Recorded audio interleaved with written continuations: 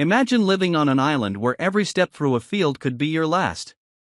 An island where a single snakebite could mean certain death, and where fear became a part of everyday life.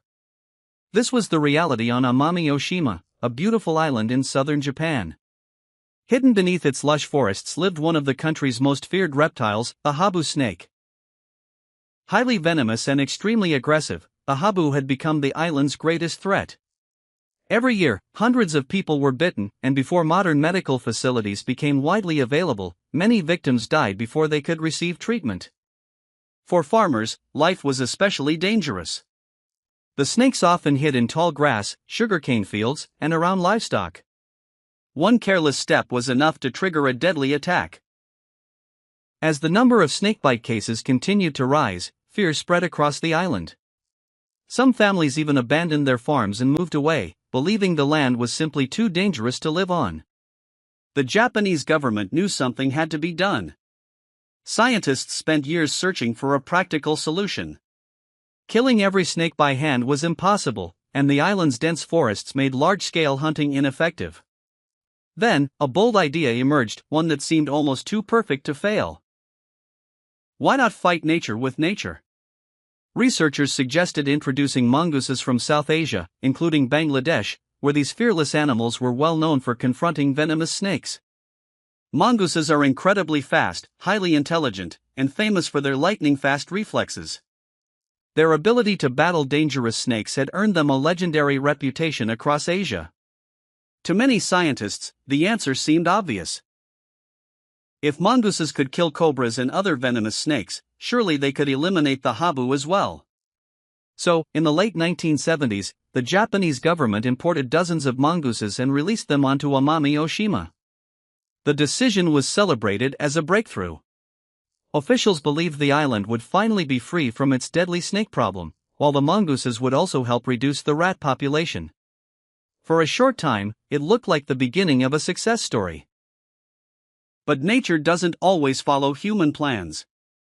The scientists had overlooked one critical detail. The Habu snake is mostly nocturnal. It hunts under the cover of darkness. The mongoose, however, is active during the day.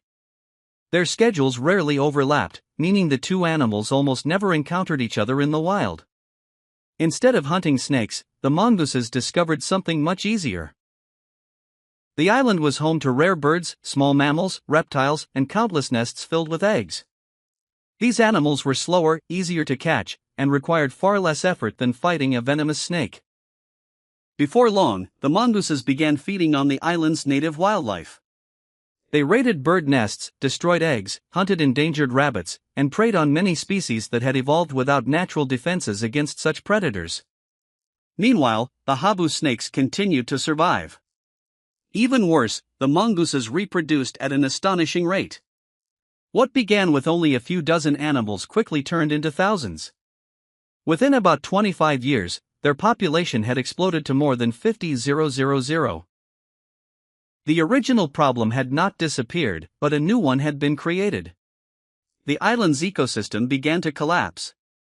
Native bird populations declined dramatically, rare species faced extinction, and conservationists realized that the introduced mongooses had become one of the greatest threats to Amami Ōshima's biodiversity. Ironically, the very animals brought in to protect the island had become an invasive species themselves.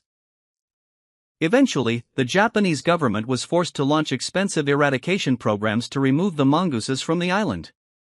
Years of trapping and conservation efforts followed, costing millions and requiring decades of work to repair the environmental damage. Today, this story is remembered as one of Japan's most important environmental lessons. It serves as a powerful reminder that nature is an incredibly complex system. A solution that appears perfect on paper can produce devastating consequences when introduced into the real world.